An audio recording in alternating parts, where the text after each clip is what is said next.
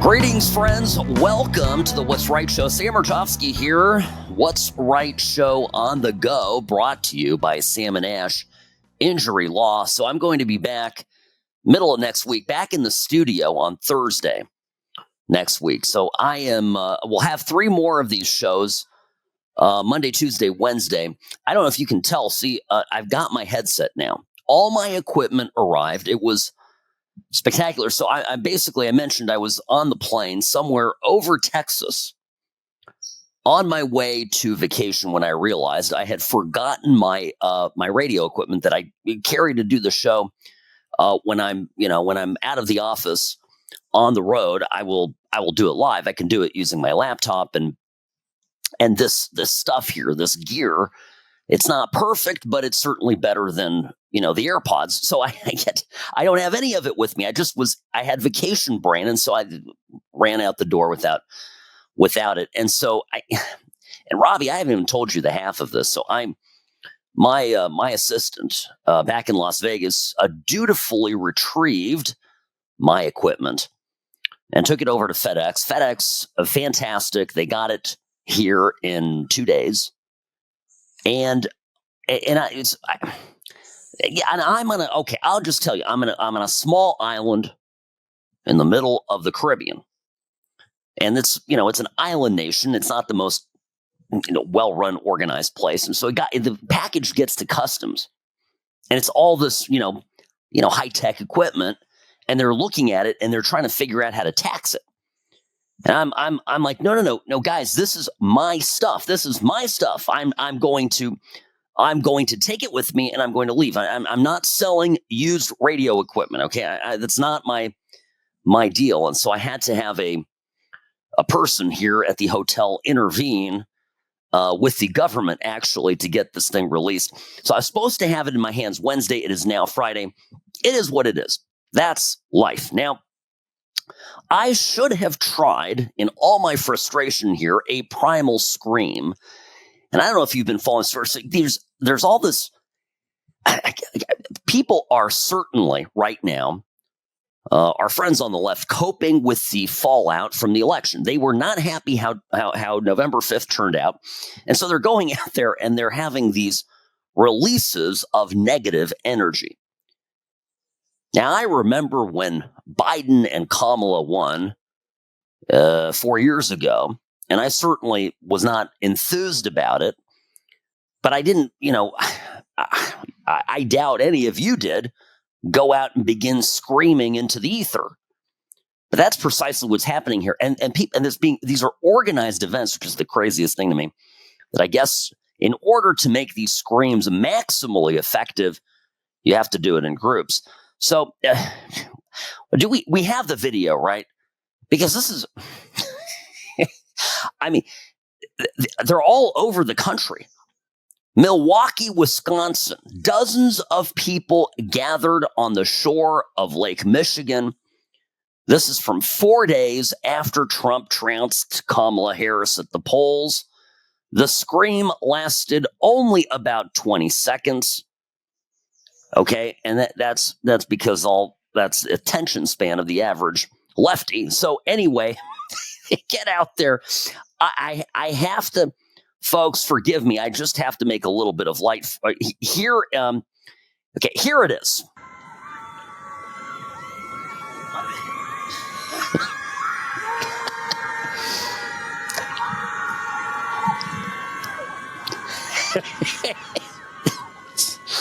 Okay, this girl with the red sweater, she's looking like she's having a good time. I mean, it's a beautiful spot. You're in nature. Yeah, when I'm in beautiful spots in nature, I want to be there with as few people as possible. That's my general rule of thumb. So anyway. Now I am bringing this up because today, unfortunately, because of all this madness here, I got friends in town. Vacation my last few days with my daughter, who's here from the Czech Republic. She's got to get back to school. I'm going to do a shorter program, but I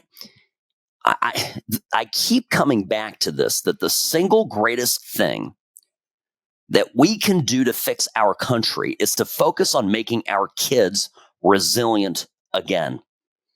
And I'm looking at this primal scream video and I'm seeing, and those of you, by the way, listening to the podcast, of course, you can go on X, on Twitter, and you can see me, the video and everything. So you got the visual on top of the just the sound. But I want to say that these are younger people. These folks look to me, a lot of them, to be in their mid to late 20s. So these are people who 15 years ago, plus minus, were in school and were coddled. We're told at every turn that if they felt something, that feeling of theirs had to be validated. And most importantly, their emotion, whether justified or not, was prioritized over logic. And this is one of the great failings in our education system. And I would argue, as we track the story that's been developing here in Nevada and beyond, with, for example, transgender players, right? Men playing in women's sports. And I'm going to get into this a lot more next week, and hopefully even have Victor Jakes on if possible to talk about this. He's been following the story here in Nevada. And Governor Lombardo really coming out strong in protection, in defense of women's sports. But I say it all comes back to catering to the individual emotional needs of people, even when they are absolutely bona fide insane. And that's the problem. That's where we're at. And so I had a lovely kind of a long form sit down one-on-one conversation with my daughter, who is 14. And she has been for the past 3 months at school in the Czech Republic. And this is what we've done. We've done it with our son. We're certainly going to do it with our youngest as she gets a little bit older. We have made efforts to get our kids out of suburbia, out of their comfort zone, and send them abroad for a year when they're in middle school. And it is, if you ever have an opportunity to do this with your kid, I know it's a lot of our friends, our fellow parents, think we are absolutely insane when we do this.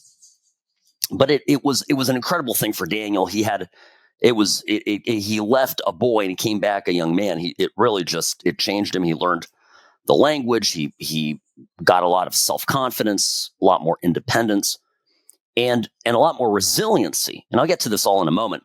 So my daughter has started her trip, her 1 year abroad at school. She's in Prague in the Czech Republic. And this is the country, of course, where my parents are from. So very familiar with it. She's staying with friends. Great setup. And we're talking. And I said, well, how do you like your school? And she goes, well, I really, really like it. And so then I ask her, I say, well, what do you think you want to do next year? I mean, would you want to stay another year? Now, this, I hope her mother isn't watching this right now, because I suspect Sherry has some very strong ideas about what should not happen next year. For example, her baby staying out in the Czech Republic another year. But, I'm bringing this up, and my daughter says, well, I don't know. And I said, well, what do you not know? Right? What do you not know? Well, I don't know. Maybe I want to go to Gorman next year, where my son attends in Las Vegas, or maybe, I want to stay. I just don't know. And I said, well, listen.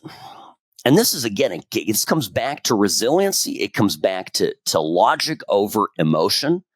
And it's something that, and try this with your kids. Those of you who have children or grandchildren, always talk to them in concrete terms, because I don't think a lot of their teachers are.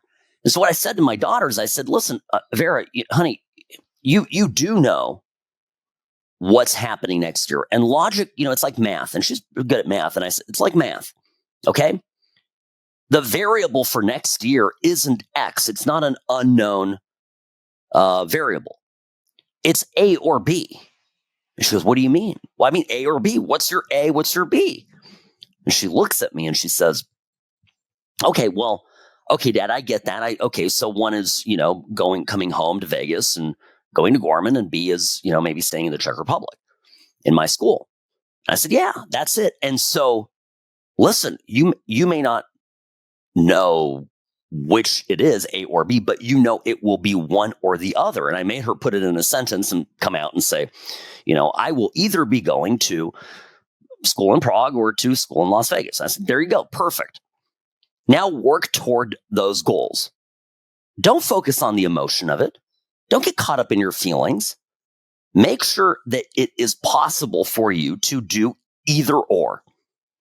Take the entrance exam for Gorman. Do well on it. Make sure you get all of your letters of recommendation for staying in the Czech Republic. Make sure your host family or dear friends that she's staying with want you around for another year. Ingratiate yourself to them. Be cool. Be the kind of person they want to hang out with longer. Because, if you're not, I hate to break it to you, doesn't matter how much you want to stay there, that option will be foreclosed.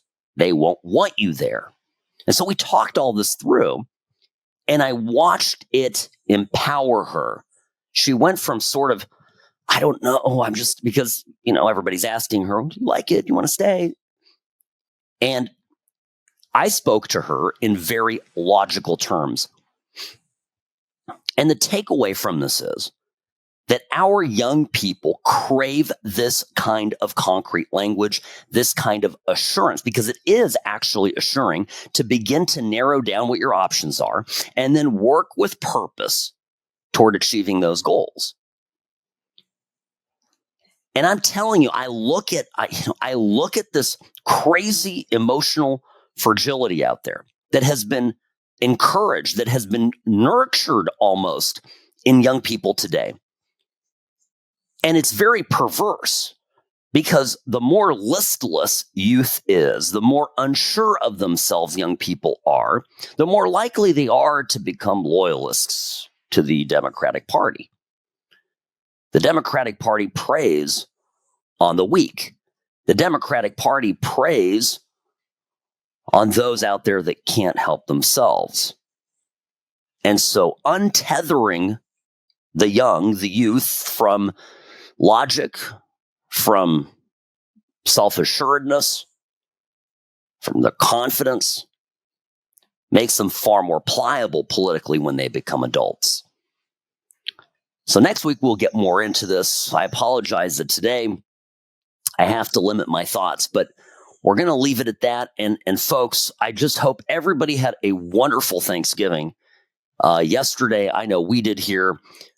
Great to be around a family and friends. And again, I cannot tell you how much I appreciate each and every one of you. I've been getting your messages. My email, of course, sam@samandashlaw.com, at What's Right Show on Instagram and Twitter, at What's Right Sam, Instagram and Twitter. Those are my personal accounts. And so I'm posting some pictures from my trip. Please, if you want to see those, go on my Instagram is where I have most of that content. And otherwise, I just want you all to know how deeply appreciative I am of your support. It means the world to me, and I'm so happy to be hearing from you. And I have some emails out there. I know I promised answers on some stuff.